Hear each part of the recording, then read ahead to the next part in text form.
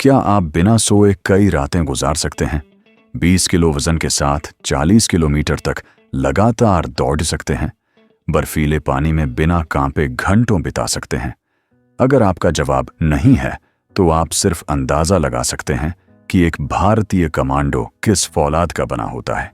ये भारत के सबसे घातक योद्धा हैं, लेकिन एक आम सैनिक से एक अजेय कमांडो बनने का ये सफर आखिर होता कैसा है? ये वो कहानी है जो बहुत कम लोग जानते हैं। ये वो सच है जो मिथकों से कहीं ज्यादा हैरान करने वाला है। इंडियन आर्म्ड फोर्सेस की स्पेशल फोर्सेस, ये सिर्फ कुछ यूनिट्स के नाम नहीं, ये एक प्रतीक है साहस का, बलिदान का और उस काबिलियत का जिसे इंसान हासिल कर सकता है। इंडियन आर्मी के पैरा एसएफ, इंडियन नेवी के मार्कोस और इंडियन एयरफोर्स के ग्रुड्ड, ये भारत की शीर्ष स्पेशल ऑपरेशंस यूनिट्स हैं। इनके साथ ही हर इन्फेंट्री बटालियन में एक घातक प्लाटून होती है जो हमले की नोक पर रहती है। नाम अलग हैं, लेकिन इन्हें बनाने वाली आग एक जैसी है। एक ऐसी आग जो फौलाद को भी आकार दे दे।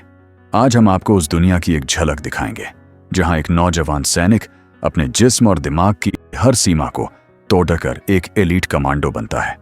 ये सिर्फ ट्रेनिंग नहीं है, ये एक काया पलट है। ये एक साधारण इंसान के असाधारण बनने की गाथा है। सेक्शन 1, नरक का दरवाजा, द सिलेक्शन। कमांडो बनना हर सैनिक का सपना होता है, लेकिन यह सपना हजारों में से कोई एक ही पूरा कर पाता है। यह सफर शुरू होता है चयन प्रक्रिया से, जिसे पार करना लोहे के चने चबाने जैसा है। मार्कोस कमांडो बनने के लिए तो शुरुआती फिजिकल टेस्ट में ही आधे से ज्यादा आवेदक बाहर हो जाते हैं। जो बचते हैं उनका सामना होता है ट्रेनिंग के सबसे खौफनाक दौर से, जिसे कई लोग हेल्स वीक के नाम से जानते हैं। ये नाम सुनने में जितना भयानक है, असलियत में उससे कहीं ज्यादा खौफनाक है। ये वो हफ्ता है जहां जवानों को लगभग सोने नहीं दिया जाता। उन्हें लगातार चरम स्तर के शारीरिक काम करवाए जाते हैं। कल्पना कीजिए, आप कई दिनों से ठीक से सोए नहीं हैं। आपका शरीर जवाब दे चुका है, दिमाग सुन्न पड़ी डीडीएच गया है, और आपके इंस्ट्रक्टर आपको 30 किलो वजन उठाकर एक खड़ी डिठीवाई पहाड़ी पर चढ़ाने का आदेश दे रहे हैं। यह सिर्फ शारीरिक परीक्षा नहीं है, यह आपकी इच्छा शक्ति का टेस्ट है। इंस्ट्रक्टर्स आपके दिमाग पर हर तरह से दबाव डालते हैं। वो आपको ट्रेनिंग छोड़ने के लिए उकसाते हैं। तुझसे नहीं होगा, घर चला जा, जैसी बातें आम होती हैं। इस मानसिक दबाव में बहुत से लोग टूट जाते हैं और घंटी बजाकर हार मान लेते हैं। जो नहीं टूटते, जो हर दर्द और हर ताने को सहकर भी डटे रहते हैं, उनके लिए कमांडो ट्रेनिंग का अगला दरवाजा खुलता है। सिलेक्शन का वो नर्क झेलना तो सिर्फ शुरुआत थी, असली परीक्षा तो अब शुरू होती है।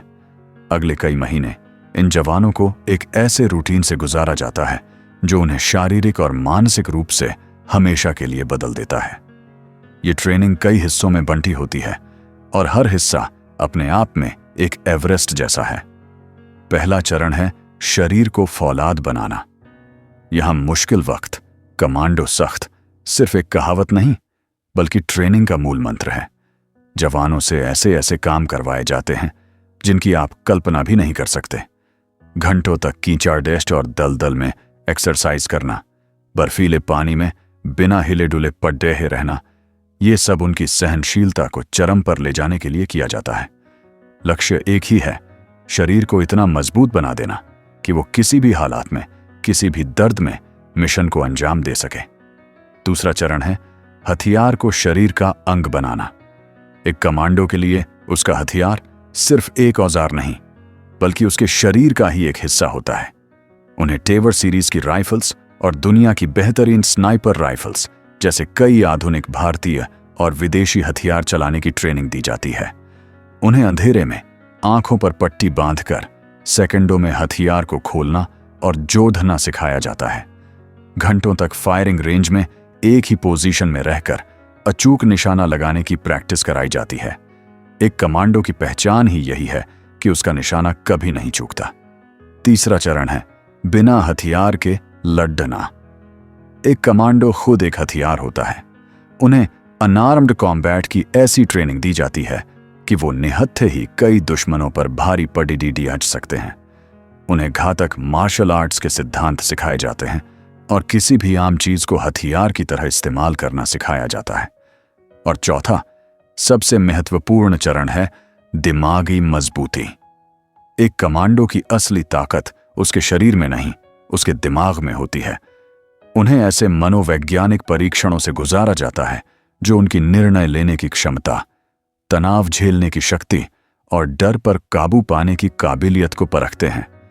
उन्हें भूखे प्यासे घने जंगलों में छोड़ बेच दिया जाता है, जहां उन्हें प्रकृति के भरोसे जिंदा रहना सीखना होता है।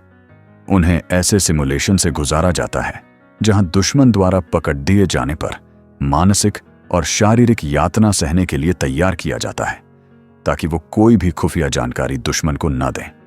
इसका मकसद है उनके दिमाग को हर हाल में शांत और तेज रखना, क्योंकि एक गलत फैसला पूरी टीम की जान ले सकता है।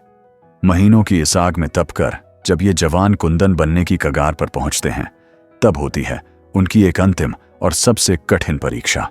ये अलग अलग यूनिट्स में अलग अलग हो सकती है, लेकिन एक चुनौती जो लगभग हर कमांडो कोर्स का एक आइकॉनिक हिस्सा है, वो है एक लंबी एंड्योरेंस रन या स्पीड मार्च।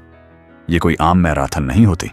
जवानों को अपनी पीठ पर 18 से 20 किलो का बैटल लोड, जिसमें हथियार, गोला बारूद और जरूरी सामान होता है, लाद कर करीब 40 किलोमीटर दौड़ना होता है।